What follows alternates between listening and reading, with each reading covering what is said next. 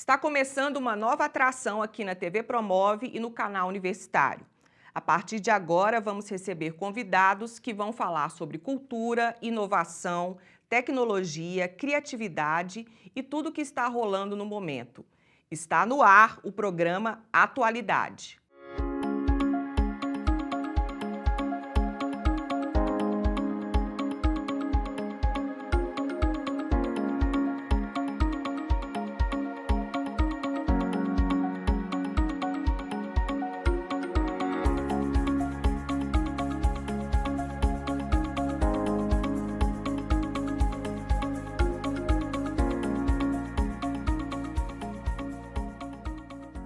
Para o primeiro episódio do programa Atualidade, nós recebemos aqui no estúdio o jornalista e diretor de cinema Emerson Penha. Ele veio nos contar sobre o lançamento do seu novo filme, Estrada Natural.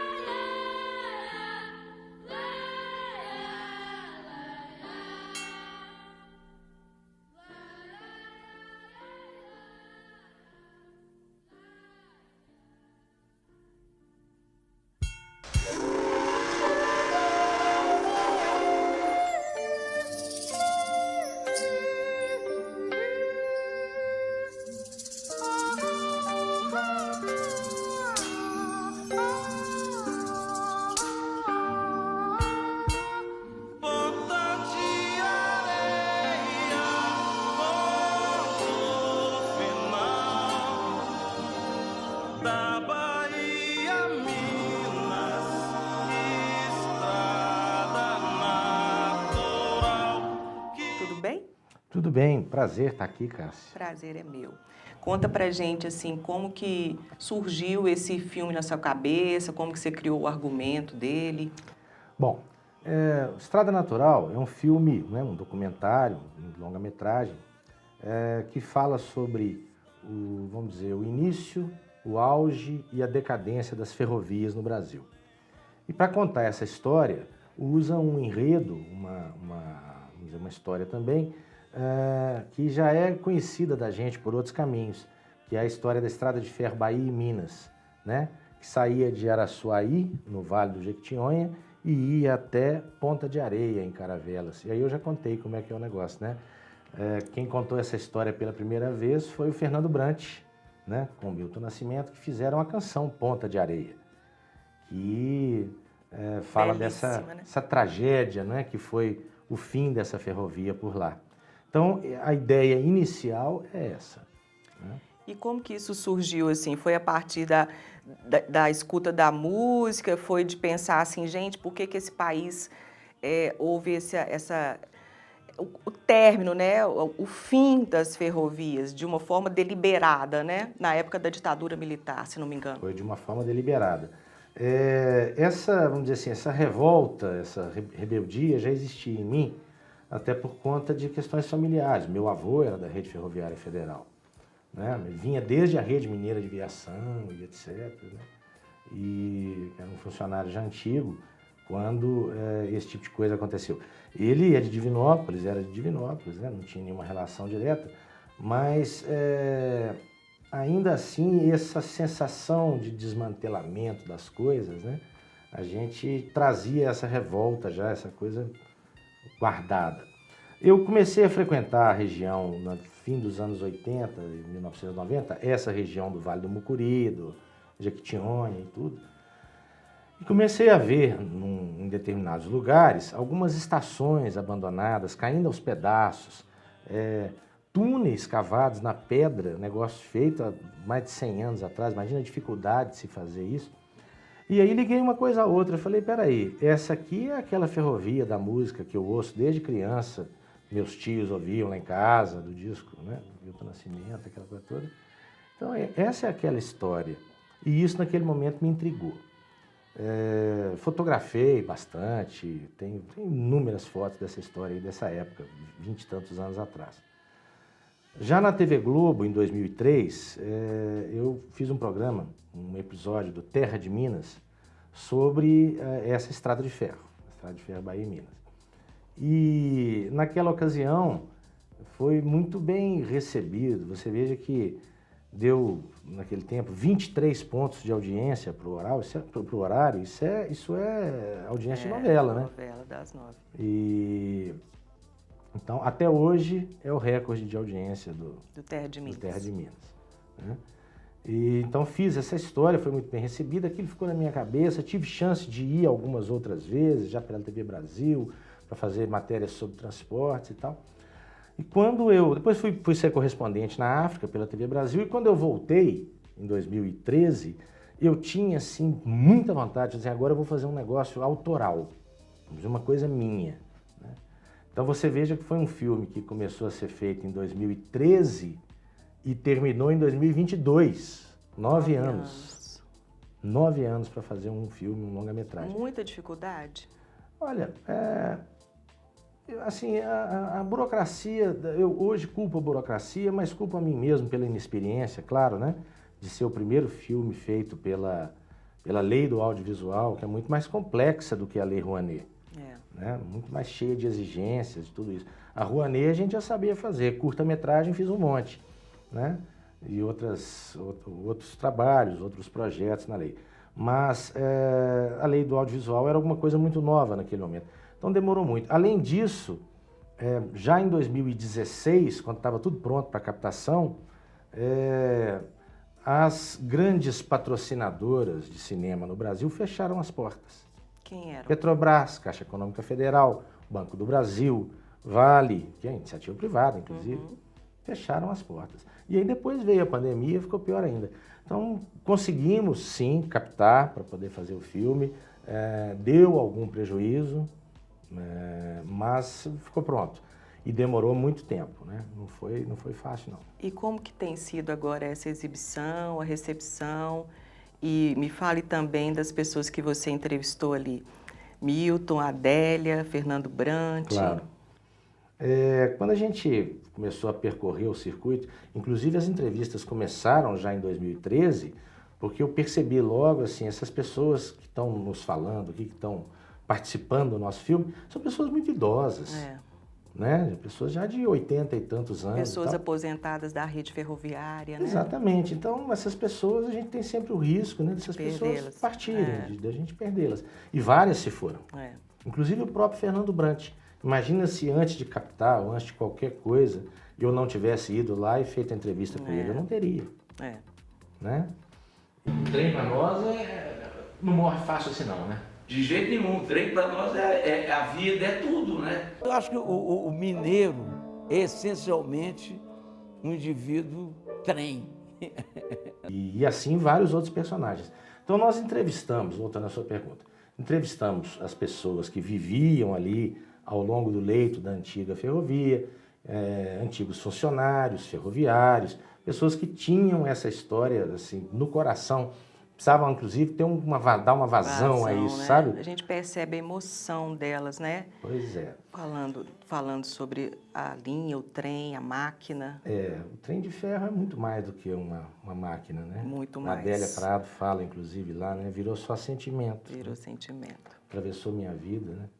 Um trem de ferro é uma coisa mecânica, mas atravessa a noite, a madrugada, o dia, atravessou minha vida. Virou só sentimento. Então nós, para poder alinhavar isso tudo, era preciso ter um discurso mais unificado, assim, coerente, de pessoas que sempre defenderam o trem, a estrada de ferro, sempre falaram, sempre gostaram. E ninguém melhor do que o Fernando Brant, né? Com o Milton Nascimento, que nos recebeu na casa dele lá no Rio e botou todas as miniaturas de trem dele, assim, em cima do piano de cauda, assim, faz questão que apareçam todas e tal, que eu coleciono aqui há muitos anos, trouxe do mundo inteiro. Falei, bom, né?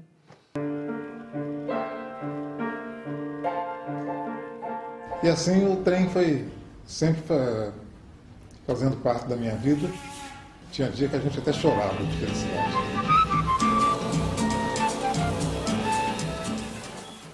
Então, essas pessoas falaram, a Adélia Prado, Fernando Brant, o próprio Milton Nascimento, falaram lindamente sobre a, vamos dizer, a ligação emocional que a gente tem com o trem de ferro, né? Que a gente tem, assim, espiritual até, né? Com o Eu trem. acho que aqui em Minas tem mesmo. Tem Tem uma mesmo. ligação espiritual. Meu avô também paterno era da ferrovia.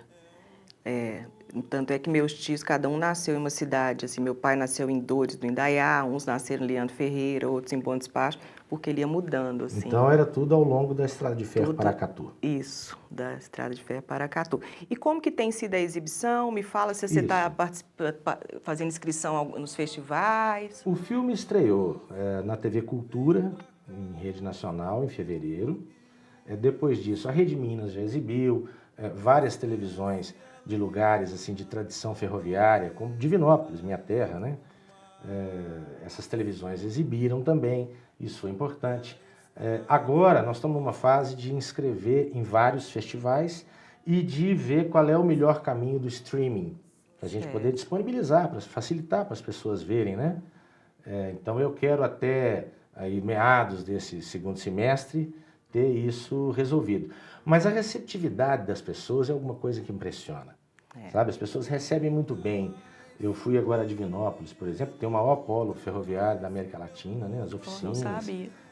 Gigantescas. Hoje são da VLI, né? Mas todo mundo conhece como as oficinas da rede. Para você ter uma ideia, quando existe há muito mais de 100 anos, desde 1914, quando as ferrovias se unificaram, né? E a Rede Mineira de Aviação e várias outras começaram a ter uma certa unidade, essas oficinas foram implantadas em Divinópolis e a sirene da rede passou a marcar os horários. Então havia uma sirene às 15 para 7 da manhã, outra às 7, que era o horário de entrada do pessoal, depois uma já 10 para as 11 ou 15 para as 11, depois outra às 11 horas, que era o pessoal sair para o almoço.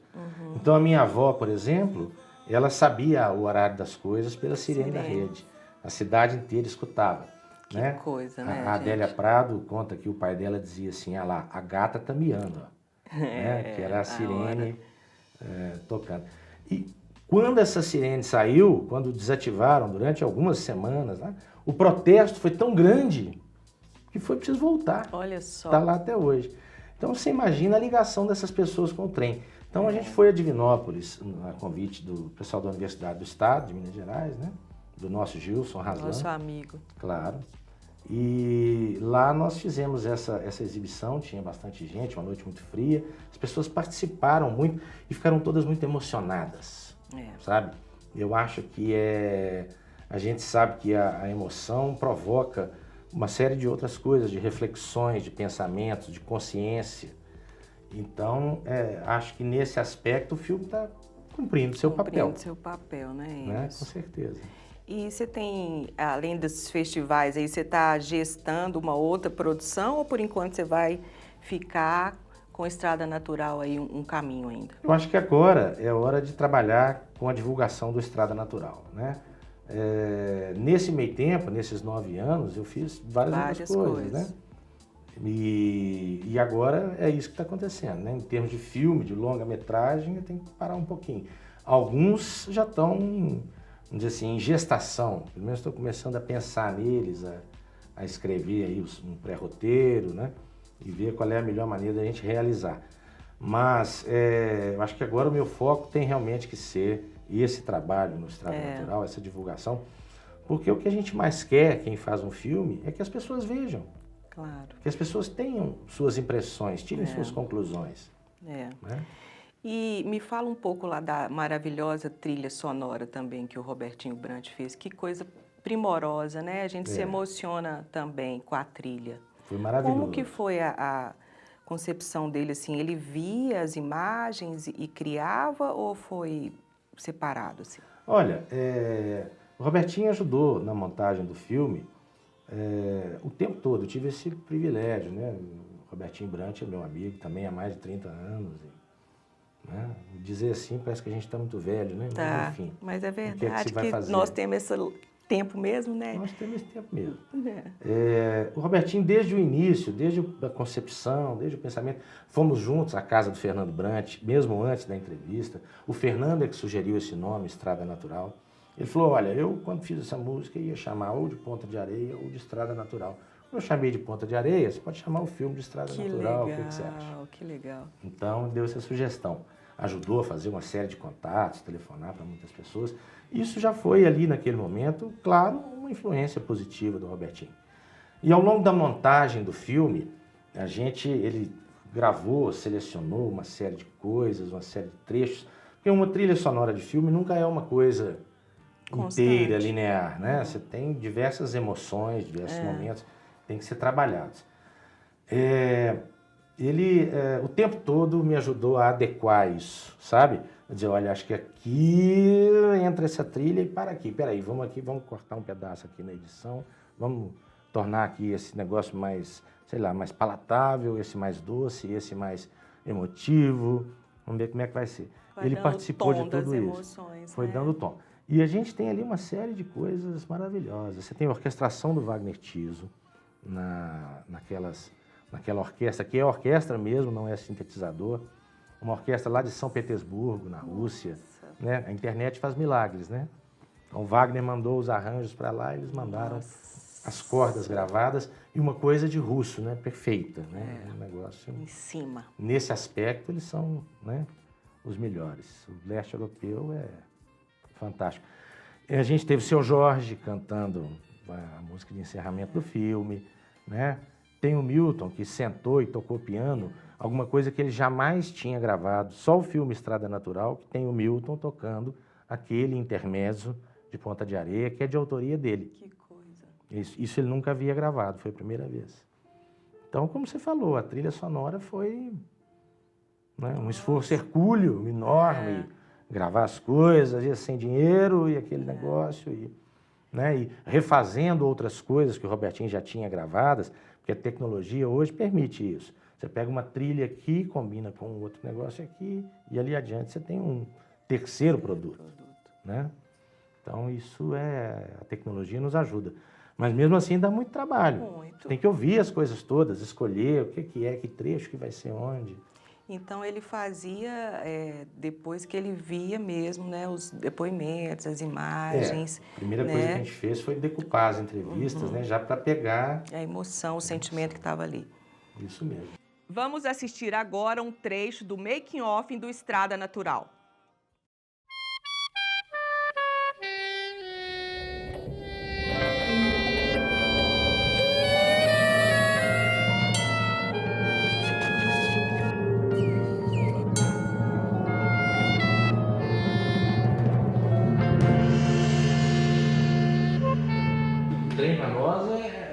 Não morre fácil assim não, né? De jeito nenhum. O trem para nós a vida, é tudo, né?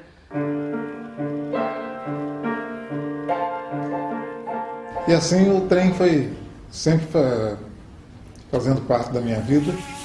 Tinha dia que a gente até chorava de felicidade.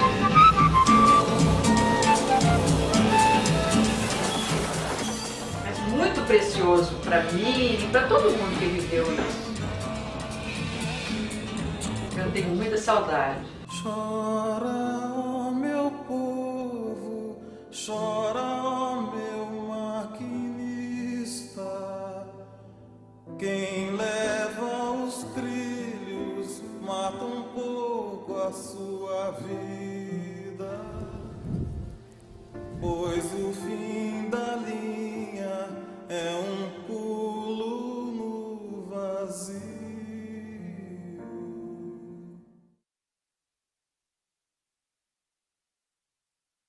Tá gravando? Tá vendo lá?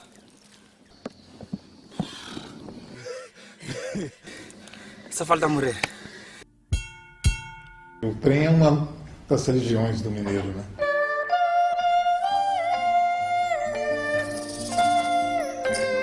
Um trem de ferro é uma coisa mecânica, mas atravessa a noite, a madrugada, o dia, atravessou minha vida, virou só sentimento. Bota de areia, ponto final da Bahia, Minas, estrada natural. E assim foi a minha história com o trem. E ficar de olho na programação da TV Cultura, que tem acontecido reprise lá. Nós vamos ter outra exibição em Belo Horizonte. O que você está pensando? Eu acho que sim. Nós vamos ter outras exibições em Belo Horizonte, provavelmente num festival chamado Encena, que deve acontecer no segundo semestre. Mas, além disso, o que a gente tem trabalhado agora é uma maneira, assim, escolher qual é a melhor maneira, o melhor caminho para disponibilizar isso no streaming. Ótimo. Né? A baixíssimo custo ou de graça, vamos ver como é que pode ser, para que as pessoas possam ter chance de ver. Né? E eu acho que em breve vamos ter novidades aí, alguma coisa em sala de cinema, mas a gente só conta depois que tiver certinho. Né? Mineiro, então. Obrigada. Assim. Obrigada, viu? Portas abertas, volte sempre. Enorme. Prazer é meu. Espero que vocês tenham gostado e que tenham ficado com esse gostinho aí para assistir ao filme Estrada Natural. Um abraço e até breve.